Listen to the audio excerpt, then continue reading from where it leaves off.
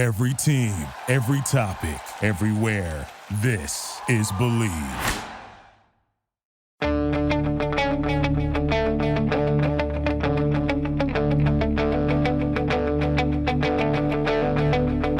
Ich warte seit Wochen auf diesen Tag und tanz vor Freude über den Asphalt.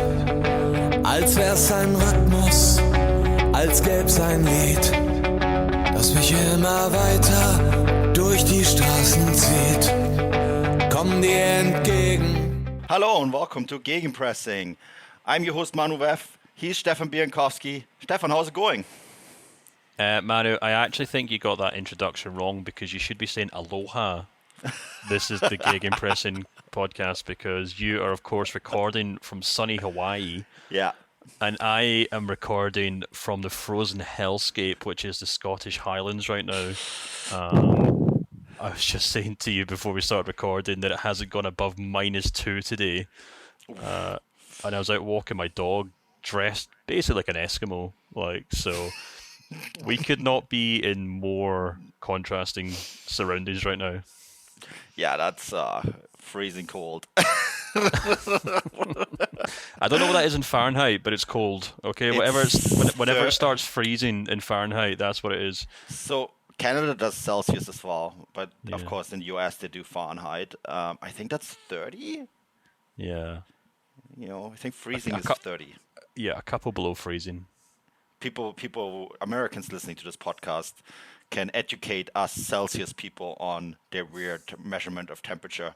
I know that in Hawaii it's been between 70 and 80 every day, which sounds excruciatingly hot, but it's actually kind of perfect. So Fahrenheit just always sounds so much worse than Celsius, no matter which way you do it. Yeah, I'm sure it's a lot more than what I'm experiencing right now. Yeah. But yeah, it's been lovely. I've been scolded today by one of our subscribers for a posting during my holiday, and I said, well, Gegenpressing subscribers are still getting served, as I said. So here I am.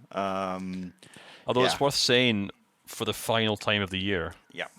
Yes. Because this is the final main show of the year before we take our Christmas holidays. That's right. So this is the last week of... We're still going to write, I think, just not record. But definitely take some time off because Christmas is pretty quiet. There's not much happening, and then in January we have the energy to then fully come back. So yeah, this is just a good reminder that this is the last week of podcasting. We have a lot to discuss though, Stefan, so we should probably jump right into it after this break. This episode of the Gegenpressing podcast is brought to you by BetOnline. Basketball is back, and BetOnline remains your number one source for all your sports betting needs this season. You'll always find the latest odds, team matchup info, player news, and game trends at BetOnline. And is your continued source for all sports wagering information. BetOnline features live betting, free contests, and giveaways all season long. Always the fastest and easiest way to bet all your favorite sports and events, whether that's NFL, NBA, NHL, MMA, tennis, boxing, or even golf. Head to betonline.ag to join and receive your 50% welcome bonus with your first deposit. Make sure to promo code BELIEVE, BLEAV, to receive your rewards.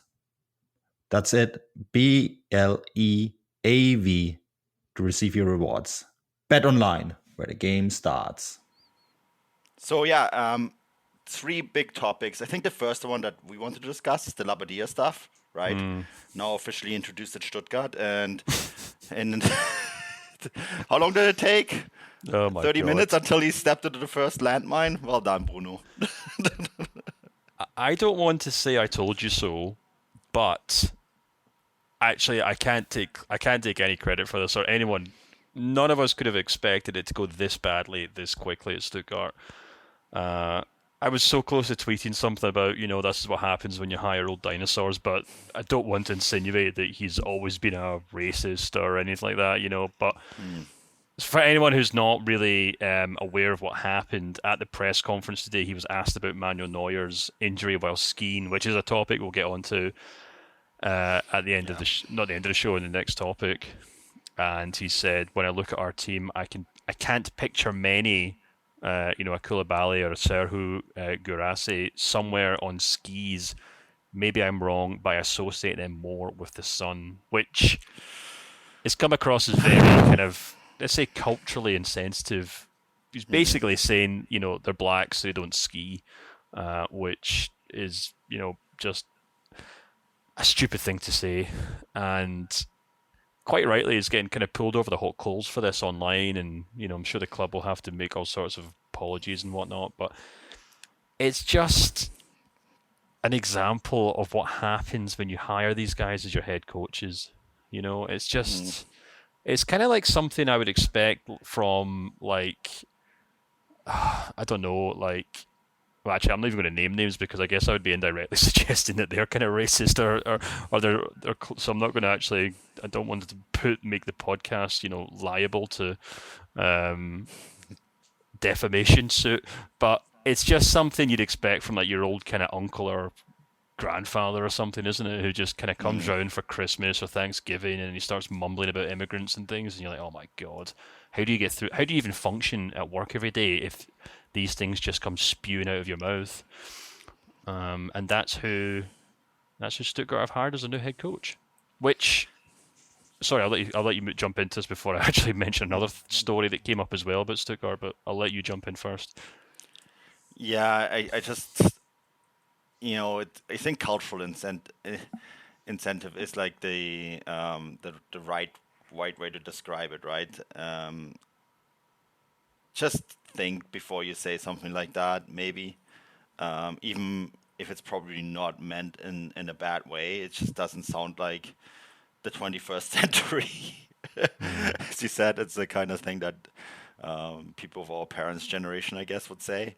I don't know. It's like,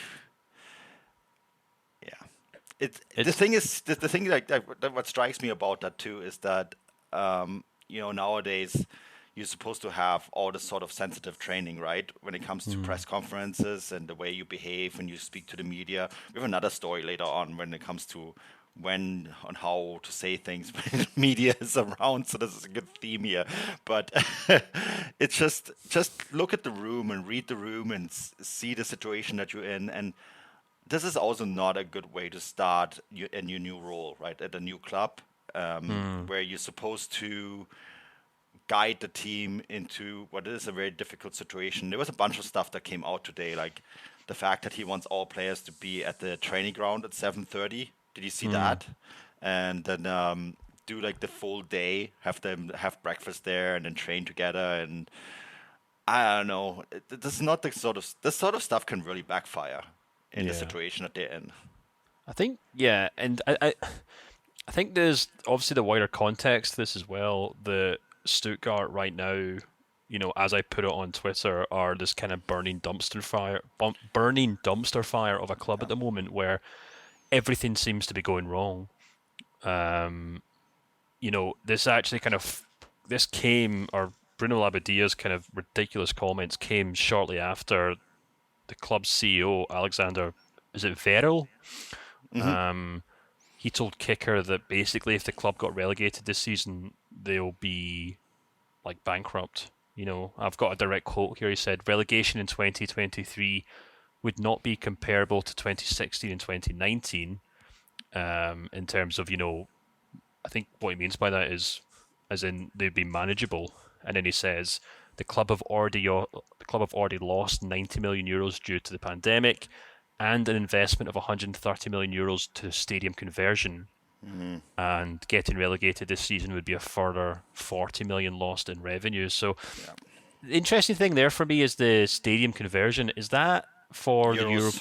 Yeah. Now, I feel like we've talked about this with Hamburg before. Maybe I can't remember if it was on or off the podcast, because I know Hamburg have been grumbling about having to pay this loan, but don't the local or the federal government give them that money to renovate the stadiums? That's a really good question. I mean, maybe it's different from club to club, but why would a club like Stuttgart be in a position to spend 130 million euros on a stadium conversion if they're struggling to even pay their bills and well, not pay their bills, but like buy players and stay in the league every season. It wouldn't stand to reason that they opted into paying that themselves. I'm just looking up who actually owns the stadium, because that is the big question here, right?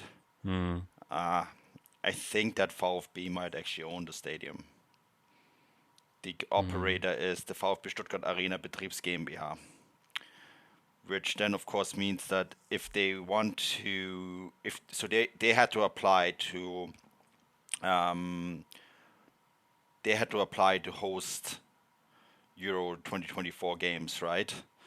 As the city of Stuttgart. Having said all that, so as an owner, they would be required to make the necessary upgrades to the stadium as part of the application process. Having said all that, I'm pretty sure that in terms of infrastructure, they got a pretty sweet deal out of this, because the city would have to update everything around it, right? It's already a very nice stadium. You know, It is. I've been there for games, and it's lovely outside. It's got lovely kind of set up outside where you got the restaurants and the beer gardens and things. But I feel like sometimes these clubs are using these stadium renovations for the Euros as an excuse, because I've seen Hamburg do this quite a lot, and then people kind of go quiet when people point out that actually they've got a loan from, that's what it is, they got a loan from the local federal government to make these to make the stadium renovations, and it's technically debt that the club have taken on, but it's obviously like a interest-free loan for 20 or 30 years or something, which the city itself would never really reclaim. So I wonder if this is the same situation here. Either way. So I actually have the exact breakdown of it right Okay. in front of me. This is quick Googling and researching in German. The city of Stuttgart owns 60% of the stadium, and Stuttgart, the club, owns 40%. So Right. I assume that their 120 million is a parcel of an upgrade that's probably a much larger. And you said the stadium is quite nice. It is. It really is. But things like the internet is terrible at that facility. One of my favorite stories actually is about the internet at that arena, which I will not recount here. But and then like things like the seating area, the VIP area needs upgraded, because that hasn't been upgraded since like 2004, 2005, right? And it's like, so like the last upgrade of this facility was for the 2006 World Cup, which by the time the Euros come around would have been 18 years ago. So I think there's a lot of like little things that need to be upgraded in terms of infrastructure and the inside the stadium, and that can cost a lot of money really quickly. Yeah, sure. Okay, I'm not really disputing that the stadium probably needs upgrades, but I'm disputing Stuttgart claiming that they're paying it all themselves, perhaps. Yeah.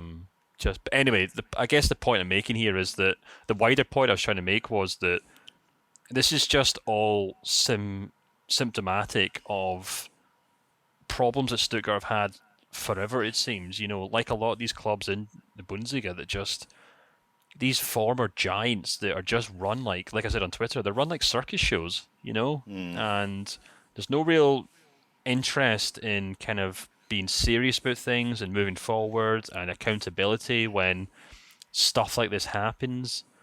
The chairmen keep their jobs, the board members keep their jobs, everything just kind of rumbles on, and I don't know. I'd be infuriated if I was a Stuttgart fan, like I would be if I was a Schalke fan or a Hamburg fan or any of these big clubs that they just seem to sleepwalk from one season to the next. And now Stuttgart are saying, actually, if we get relegated, we're in real financial trouble. Well, whose fault is that? Why is the club being put in that position?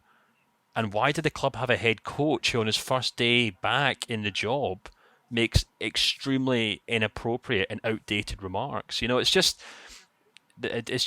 so bizarre. I find it very, very odd, and I think I know I sound like a broken record on this podcast when I go on about these clubs that are just kind of treated like old factories on the outskirts of town. But it really drives me insane, to be honest. What I also don't understand is what happened with all the Mercedes money.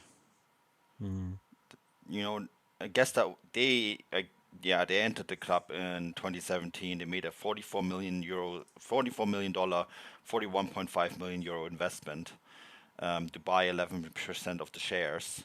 Now there has been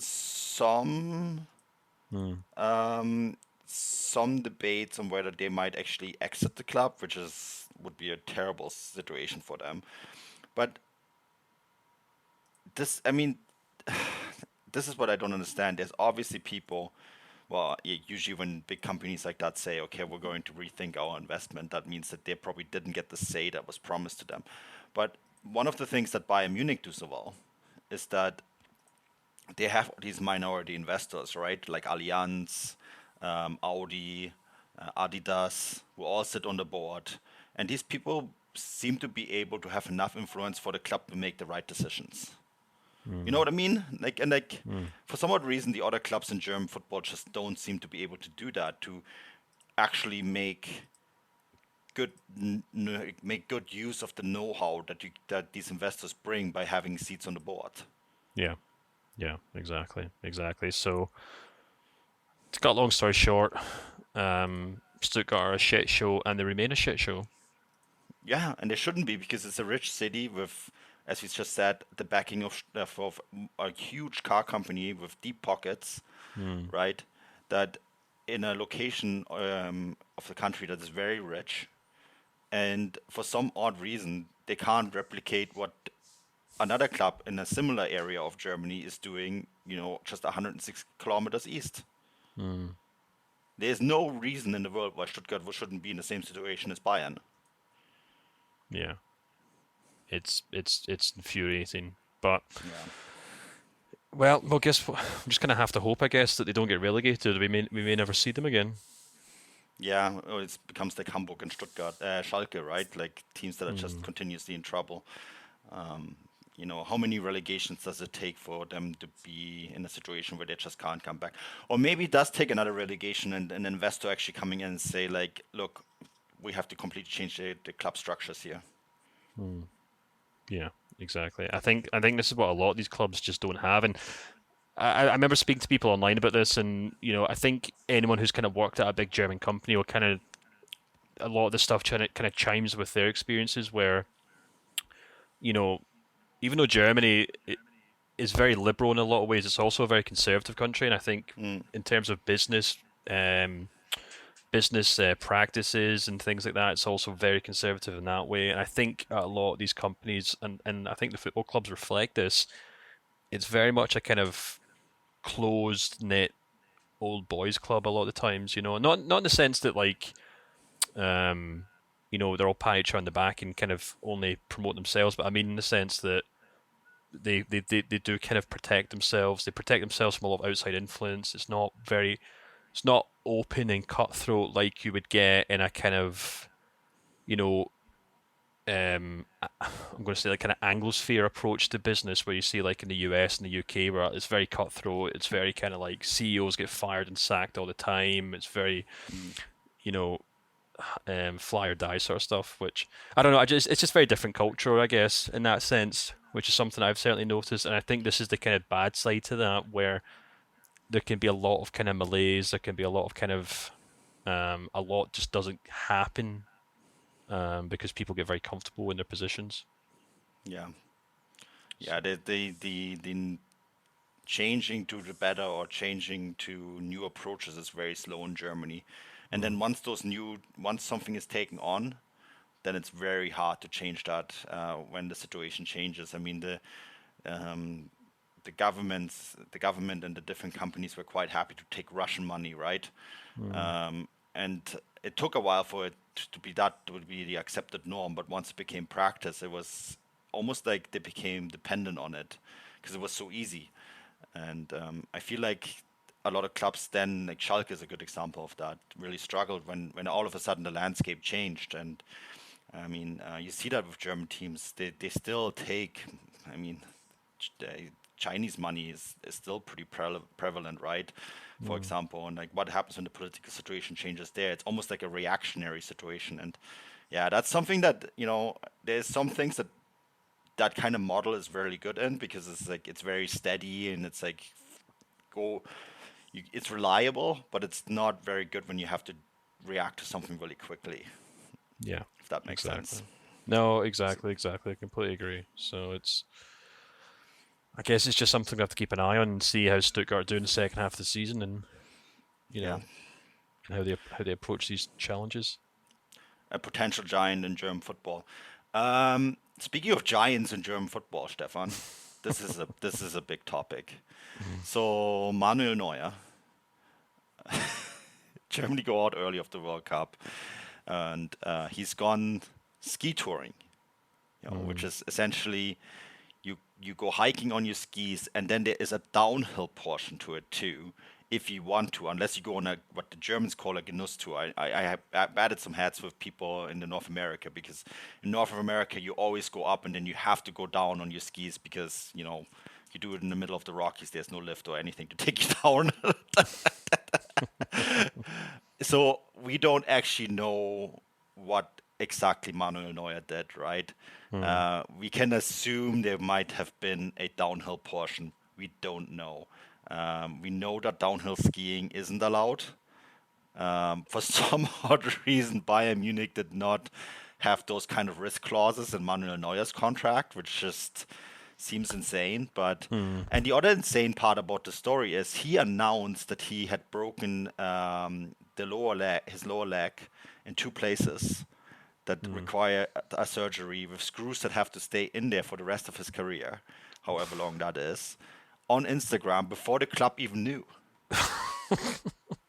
So here's the thing, right? Isn't that crazy? That part is crazy. It's bonkers. It's absolutely bonkers. And I kind of think it says to me that, and this isn't the first time that I think Manuel Neuer has kind of given me the impression that when he isn't playing football, he just does what he wants to a large extent. Yeah. Because I know he's a very he's very I remember reading stories, can't remember if this was back when I was living in Germany, or maybe he does it routinely, where he just goes off hiking, and we're talking kind of like extreme hiking, I think, here, where he's gone for like 2 or 3 days in the Alps or something.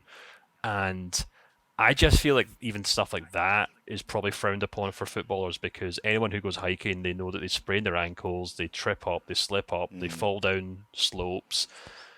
It's not to say that hiking's extremely dangerous, but it's one of those little niggly activities that can really do your knees in and your ankles in quite easily. So I can't imagine the club would be ecstatic with that. But he's obviously at an age and a status where I suppose he just tells them that he doesn't really care what they say. He's obviously a senior player in that team. He's in that kind of inner leadership circle, and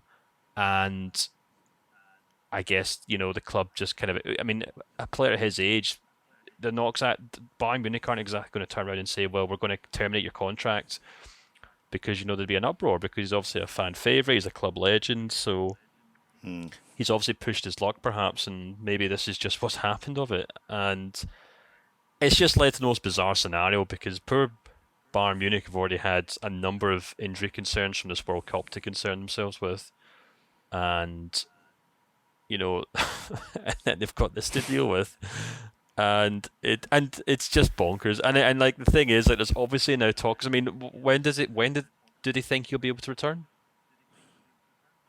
It's like the end of the year, maybe? Until at least August. August. But didn't he say, and he still has hopes of being a starter for Bayern next season, and he was talking about, starting for Germany at the Euros and things, and...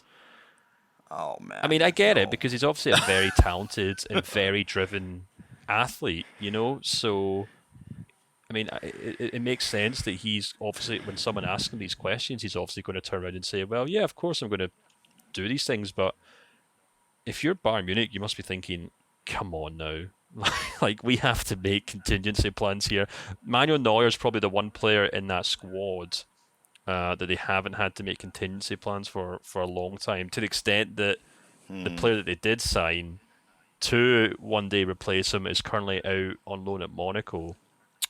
And like they can't even say, okay, Alexander Nobel, it's your turn to step up to the plate and become our number one, because Manuel Neuer will probably spend the next 8 months telling any interview, he's like, no, I've got every intention of being a number one when I come back. So it's a tricky one, isn't it? Yeah. Okay, so he's going to be 37 in March, right? Um, he's going to be out until August. So by the time he's fully fit again, he'll be close to 38. Playing a goalkeeping style that is very active, right? This is a big body that he's moving as well. I'm the same height and weight as Manuel Neuer, and as many positives that brings with it, it also means the recovery time is a little bit longer for us, because like that's a big frame to move, right? At a high speed, and you feel your knees and joints a little bit more because of that. Because yes, it's just a lot of weight, right? I'm not saying he's heavy or anything, but you are at that height. You just are. It's just the natural part that comes with it. And the fact that there's 2 screws in his shin bones now, on top of the broken metatarsal he had twice. I just think if I was Bayern Munich, I would bring back Alexander Nübel and say the time is now. Yeah. As hard as that sounds, and there has been these rumors about Livakovic, who's obviously playing a great tournament for Croatia, and Oliver Kahn just happened to be there, right, for one of those games. I think it was the Brazil game, where Livakovic was quite good, but the XG against him wasn't actually that high. And I don't think he is necessarily the keeper that Bayern Munich need. The other one was Keylor Navas, like as if PSG would give them the keeper just before the Champions League game. That's not going to happen. So you have to really think that maybe Bayern Munich have to make a rational decision here and say, we don't know if Neuer is coming back. We don't know. We signed this other guy, Alexander Nübel, to long-term replace Manuel Neuer. We parked him in Monaco. Like, if you don't bring him back now, you never bring him back. Yeah. That's The interesting thing here, of course, is that, Alexander Nobel, or perhaps more specifically his agent, have been very outspoken over the course of the last couple of years about Neuer blocking that development path. And of course, you could argue that Neuer's got every right to do so. And I think last season he was actually quite a good player, so there's no problem there. It's not as if Neuer's just kind of standing in between the goalposts with a Zimmer frame or anything like that. But yeah. It does come across as though there's kind of no love lost between Nobel's agent and Bayern Munich at times. And even actually, there's quotes circulating around from him yesterday, in which he says they still haven't heard anything from Bayern Munich about this. And I think Fabrizio Romano was saying there's no clause in the agreement that allows Bayern to bring him back from Monaco. So they may even have to pay Monaco some sort of compensation fee to bring him back early. So it's not something that they can just kind of do on the fly and just say, right, let's just bring him back, and at least we know we've got him there if we want to use him. They're basically going to have to make a decision. If we want him to start, we're going to have to spend X amount of money, and we're going to have to stick with him, But then he's not going to come back unless he can get reassurances that, he's going to play not only for the rest of the season, which is probably an easy thing to offer, but also that he'll be in a fair shot of playing next season. But Yeah, and the issues too, I think that the Nübel camp is really disappointed because of the promises that were made when he originally signed from Schalke, right? The fact that there was a certain amount of games that Salihamidzic said he would be playing every year, and then, of course, Bayern Munich communicated that to Nübel, but didn't communicate that to Manuel Neuer, who then very quickly said that he wants to play every game. So I think that's where a lot of the disagreements and disappointment stems from the Nübel camp, right? Because they feel that promises weren't kept at the time, which is understandable. That now that there is a situation where Bayern Munich may say to Monaco, we want our goalkeeper back, that Alexander Nübel is saying, okay, well, but I'm playing here on a regular basis. And my experience with Manuel Neuer and his best friend, who's also the goalkeeper coach, haven't been exactly great, right? It's just, this is one of these situations where I think Bayern Munich might have to make a decision here on the long-term strategic role of the goalkeeping position. Yeah, can I just add like even a third kind of layer of subtext or a third subplot to this? Bild are reporting that Bayern have called up Tom Ritzy Hulsmann, who's the under-19 goalkeeper, for their kind of mid-season training camp, which is quite common because, Bayern do have a good under-19 team, and we see players actually get called up from the youth team all the time to train with the first team, so that's not too uncommon. Of course, they've called him up because they might need more goalkeepers very quickly. But the really interesting thing is that this kid actually has the exact same agent as Manuel Neuer. So if he was to start getting games, if he was to start playing very well very quickly, Manuel Neuer might have an even bigger issue in his hands, where the one guy he thought he had in his corner, his agent, might actually turn around and say, well, actually, come on, Manuel, maybe it's time to give this kid a shot, because, he's also his client as well. So that's an interesting kind of final thing to add to it, which would be kind of fun. Yeah, I think this is like a really interesting one that we can maybe keep in mind for the show later this week on like what Bayern Munich are going to do in terms of transfers. And obviously this is such a quickly changing situation, right? I mean, the accident happened on the weekend and it's Monday now as we record this. And like so many things are happening so quickly. And Nübel's agent didn't hear anything yet because it's the weekend, and Khan was in Qatar. But I think this is one of those things where like maybe by Thursday we know a little bit more on what they're going to do. But if I was Bayern Munich and I would have to make a strategic decision, I would go with the thing that I know, and that is that Alexander Nübel is fit. He's been playing on a high level. He would help them now, and they know that he's also going to be fit next season, and we don't know this about Manuel Neuer. Yeah, exactly. And, don't want to kick the guy while he's down, but I think I was saying to you and Chris, maybe in the group chat, that this might be a blessing in disguise for Bayern, because Neuer has just not been playing well at all this season. I know he played quite well at the World Cup. He pulled off some big saves, shows that he's still got that in him. But from week to week for Bayern, I just think he was actually a bit of a liability at times. So to bring in a younger goalkeeper who's full of confidence, then it might not be a bad idea for Julian Nagelsmann. And the other thing here this is obviously also a really important question, and I think I'm going to dive a little bit deeper into the newsletter this week, but this is probably also the time now for Germany to turn to Marc-André ter Stegen.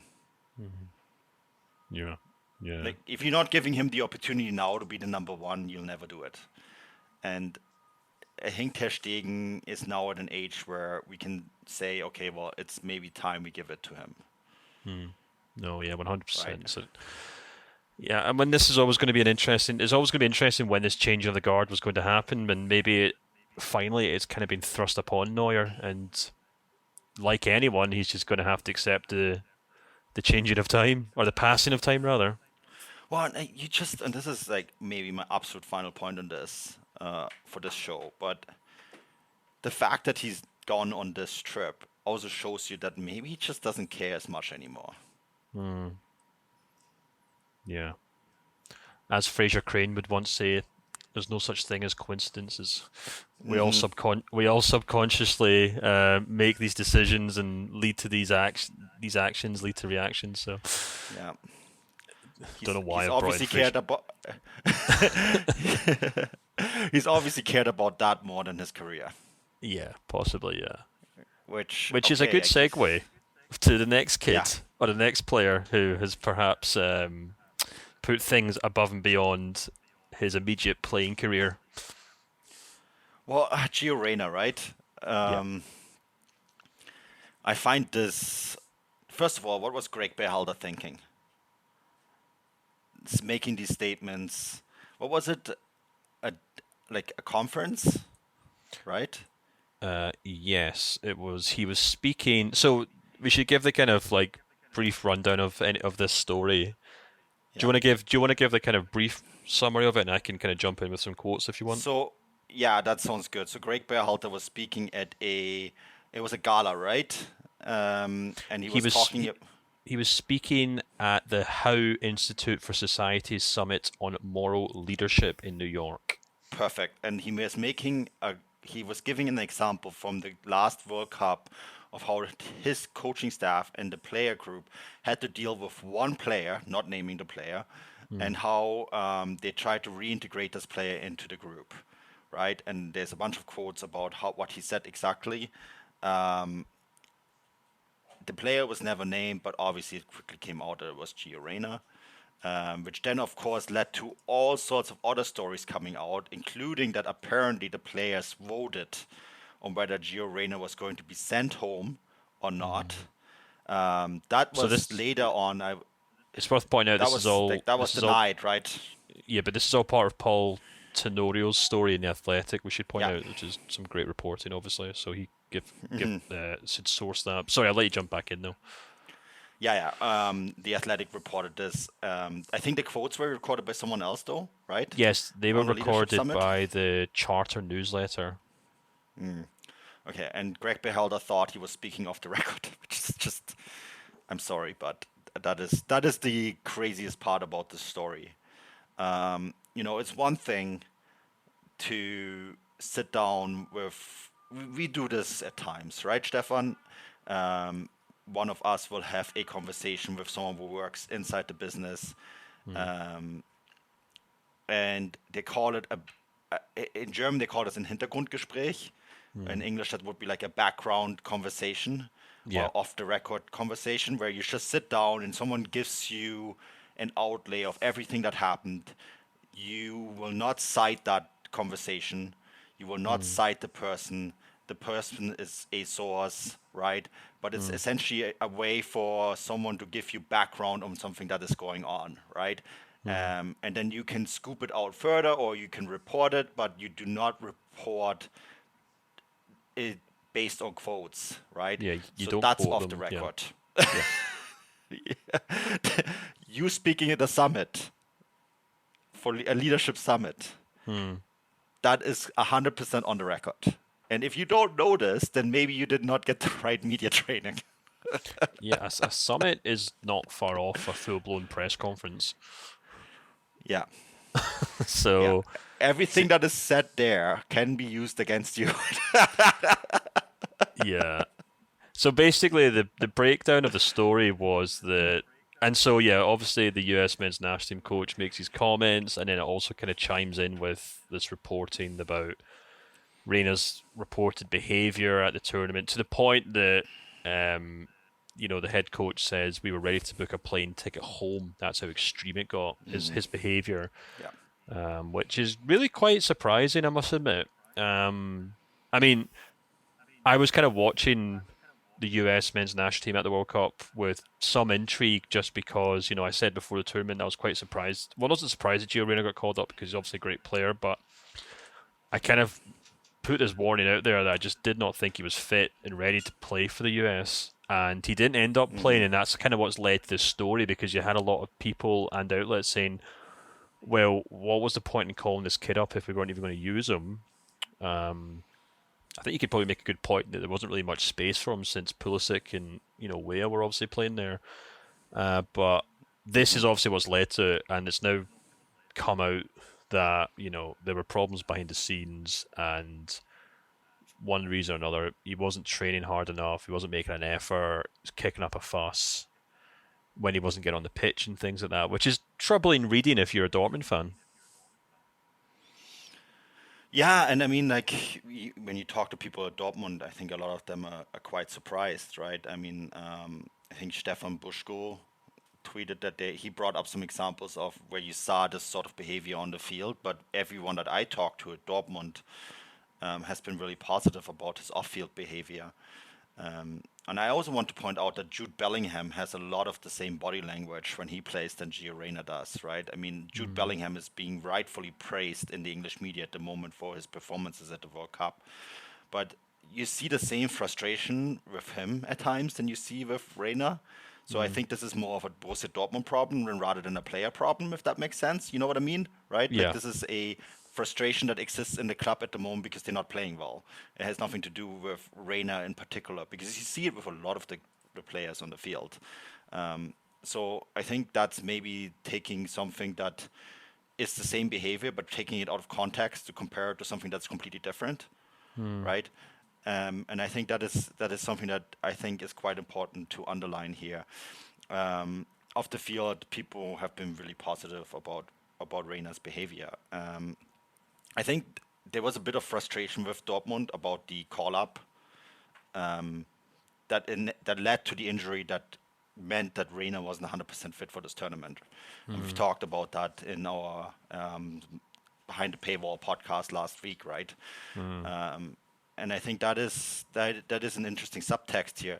And I also find it interesting that Berhalter says all of this at a leadership conference where he was supposed to give an example of leadership, not knowing that he was on the record, not thinking what this would do to a heated platform like Twitter, with quotes being taken out of context, all sorts of rumors being brought up on the back of a World Cup where someone like Pifok wasn't called up, right? Who's playing a great tournament for a great season for Union Berlin, but also Ricardo Pepi. Remember, he wasn't called up, even though he used him for every game. And I almost wonder, like, all of this doesn't sound like good leadership to me. Yeah, that's another interesting thing that I found from it all. Actually, that even if this story hadn't come out about Reyna, he's still going to see those quotes eventually at that summit and know that his head coach is talking about him and he's making an example of him. And it's a weird thing to bring up if the subject has been put to rest, or the issue has been put to rest, which all parties had suggested. And actually, to be fair to Reyna's agent, the Athletic got a direct quote from him as a response to the story, and he said, basically said, Great quote. It's really bizarre that this has all been dug up again if it was apparently put to rest. Because why would you go to so much trouble, fixing this issue at a World Cup where the pressure cooker's at its highest, only to then, as soon as you get back home, go to a conference and bring it all up? Because it doesn't really matter if people don't know who the player is. The player knows who the player is, and if he sees the head coach complaining about this, he's going to say, "Well, there goes any kind of not influence, but there goes any kind of hope or trust I had, any confidence I had in that head coach." That's what I'm probably looking for. We can solve things in the changing room, and it doesn't come out from there. So that's one issue that I found very odd. The other issue is, like you said, unfortunately, there are a few things popping up here from Dortmund players, and you do kind of wonder if there's a pattern emerging, in the sense that Sula and Schlotterbeck just kind of looked a little all over the place for Germany. There were some rumours that Sula didn't show up in full fitness. And actually, my newsletter this week, which will be up once people can start listening to this, is actually about how Terzic, because Dortmund go to Marbella in January for their mid-season training camp, and if you actually look along that front line, Terzic has basically got 4 or 5 players, attacking players. Each of them have an individual problem that needs to be fixed before they can be relied upon in the second half of the season. So, very tricky time for Dortmund, and this is the last thing that they would have needed, because, as I point out in the newsletter, Dortmund, more than any club, I think, have suffered due to Germany's untimely demise at the World Cup, because once the World Cup for Germany finished, the German media just kind of turned their attention back to domestic football, and a lot of that has meant a huge amount of topics about Dortmund and why Daniel Malin isn't playing well, why Marco Reus isn't fit yet, why Mukuku hasn't signed a new contract, and now why Gio Reyna was, kicking up a fuss in the US camp at the World Cup. So there's a whole lot of speculation and kind of noise around Dortmund, which Terzic would not would have happily have gone without, at least until the new year. But it's a problem, and and it's something that Dortmund are going to have to fix one way or another, because if there are attitude problems with some of these players, or if some of them want to leave, or if some of them just aren't working at that club, then Dortmund might have to start making some drastic decisions, because they can't just keep going on as they are right now. No, there has to be some drastic changes. And I think this Gio Reyna situation is going to be really interesting to see how they're going to handle it. I think he's back with the club training already, right? Yeah, I think so. You must have just absolutely loved seeing this. Yeah, I think there's so many different facets that are so interesting about this, and it speaks volume to what has been a very difficult relationship between Borussia Dortmund, US soccer, Gio Reyna and US soccer, but also Dortmund and the way certain players are currently, the mindset that certain players have at the moment, which is, of course, as you said, isn't just Bellingham. Of course, has played a great Euros, but he has been at times frustrating there. The two defenders, Schlotterbeck and Süle, you can probably make an argument that they were the weak link for Germany, and if they had been playing better, we probably talking about Germany still at this World Cup, maybe. So it's like, and that is a reality that they have to come to terms with. All of this is correct. So I think there's some really interesting storylines coming out there that are going to be, as you said, that's going to fester throughout, all the way leading up to the start of the season. Because what else are we going to write about? Exactly. So let's just hope it just keeps gathering more and more pace while we take our break, and then we can come back to almighty chaos, because that always makes for the best podcast, I think. I think so too. The one final point that I want to make about this, and brings us back to German football, but something like that can be irreparable in terms of a relationship between a federation and a player. And I made that funny tweet about Stefan Effenberg, right, and him never really coming back to the German national team after his fallout with Berti Vogts. Another good example of that is Bernd Schuster, right? It is not unheard of that a young player will never ever come back and play for a national team. Yeah, exactly. Especially a player as interesting. Do you know what? Actually, Gio Reyna has literally just released a statement on Instagram. I fully acknowledge that I let my emotions get the best of me and affect my training and behaviour for a few days after learning about my limited role. I apologise to my teammates and coach for this, and I was told it was forgiven. I hope not to comment on the matter at the World Cup. It was my belief that things happen in a team setting ought to remain private. So, as literally what we just talked about there. That being said, statements have been made that reflect on my professionalism and character, so I feel the need to make a brief statement.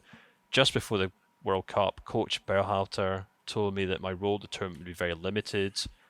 Again, what I mentioned, why call up a kid who's only half fit?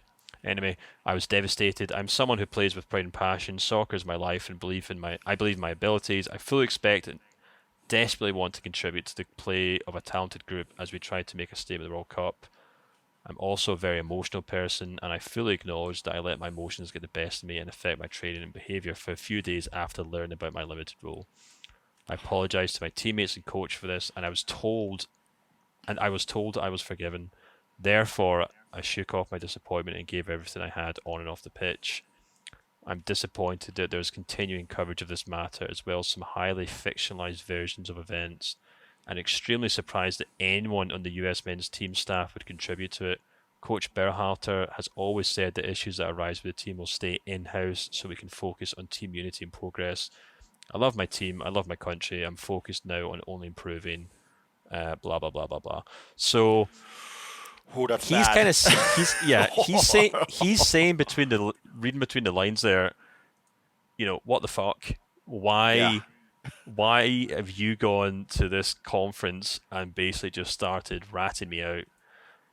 And why is this a story sort of thing, you know? And you can understand to an extent if a player goes in a huff for a couple of days because they've been told they're not going to play, then that's one thing. But the kind of aftermath from this is very bizarre. And it's very old player, by the way. He's only 20. Exactly. Yeah, I was just about to say it's very big of him, very mature of him to acknowledge that, you know, because most 19 or 20-year-olds don't really even know that they're emotional people. You know, I certainly didn't when I was 19 or 20, even though I was. So, yeah, that's very big of him. So I can understand Reyna's frustration here, I must admit. Yeah, I think he's just dropped the H-bomb of all statements. This on Instagram. Yeah. I could have swore that I read somewhere that Berhalter and the Reyna family are actually quite close as well. Yeah, because of his dad, right? Yeah, it goes back to the academy he was at, I think, before he moved to Dortmund. But really odd one. But like you said, it's something we'll have to keep an eye on, and whether it actually kind of spills into his Dortmund form this week, or this season rather, I guess we'll just have to wait and see. But yeah, really interesting one. Yeah, that's I'm just, you know, as we discussed this, I'm tweeting this because it's an absolute H-bomb of a statement. I mean, this is crazy. Like, the fact that he said that he's disappointed. Like, how are you even gonna fix that? That's what I'm wondering about. Yeah, you don't really want to kind of piss off one of your best players and one of your future talents as well. But this is not a US men's national team podcast. No. So we should maybe wrap this up and you can go on another podcast to rant about this. No, I'm going to go to the beach. Actually, today we're doing Pearl Harbor, which I'm really, really curious about. Yeah. It's obviously, you know, a huge memorial site and one of the biggest, most devastating catastrophes in U.S. history, right? The Japanese attack on Pearl Harbor. So I really, really, really curious to see it. Obviously, it's also something that you have to visit with a lot of respect. So yeah, that's on the list today. And yeah, it's been amazing being in the States and Honolulu and all that. So I'm not doing another podcast today, Stefan. That's what I'm saying. Yeah, well, in that case, maybe we should wrap things up then. Yeah, we should. As always, this podcast is brought to you by Bet Online. We'll be back later this week. You and I both have newsletters as well. And then we're going to go on a much-deserved Christmas break. We will indeed. We'll save our goodbyes for then. Yeah. So we'll do our goodbyes then. Until next time, auf Wiedersehen.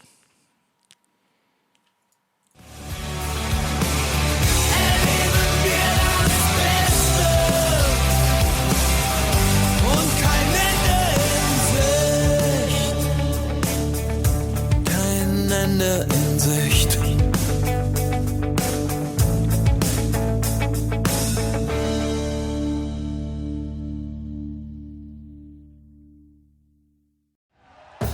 Thank you for listening to Believe. You can show support to your host by subscribing to the show and giving us a 5-star rating on your preferred platform. Check us out at Believe.com and search for BLEAV on YouTube.